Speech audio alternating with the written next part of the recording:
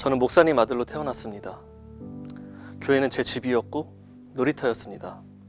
사춘기에 접어들면서 목회자의 아들인 것이 큰 부담으로 느껴졌습니다.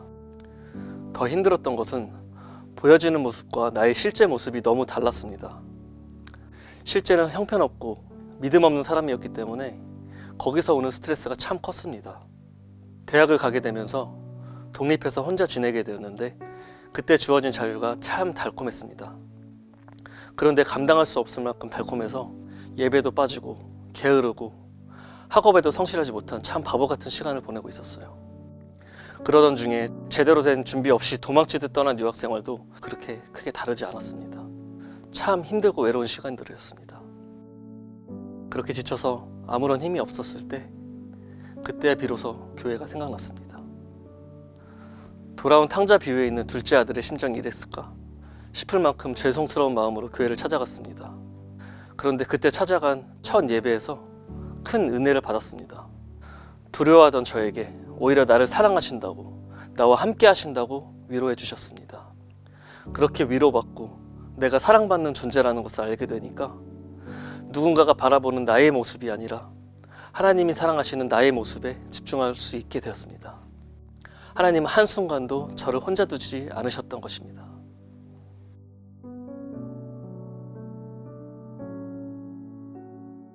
저는 피아노를 전공했습니다. 제가 좋아서 시작한 것은 아니었고요. 목사님이셨던 아버지께서 반주자로 언제든지 사용하실 수 있도록 저를 준비시키셨어요. 초등학교 5학년 때부터 한두 번 반주하다가 중고등학생 때부터는 거의 모든 예배 반주를 했습니다. 이게 믿음이 부족한 당시에는 참 괴롭더라고요.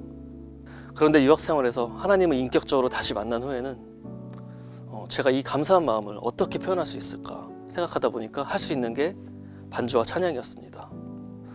제가 가장 피하고 싶었던 반주와 찬양의 자리가 이제는 가장 큰 위로와 소망을 주는 도구가 되었습니다. 누군가를 위해서 제 시간을 쓰는 게 참 억울했었는데 제 안에 예수님이 계시니까 누군가를 위해서 예수님을 드러내는 그 시간이 너무 귀하고 행복하게 느껴졌습니다.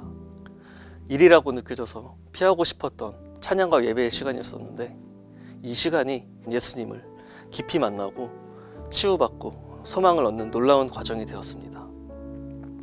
지금도 사업장을 운영하느라 정신없이 바쁘지만 찬양 시간, 예배 시간은 꼭 지키려고 노력하고 있는데요. 제가 예배의 자리를 지키는 것 같았는데 예배의 자리가 저를 지켜주고 있었습니다.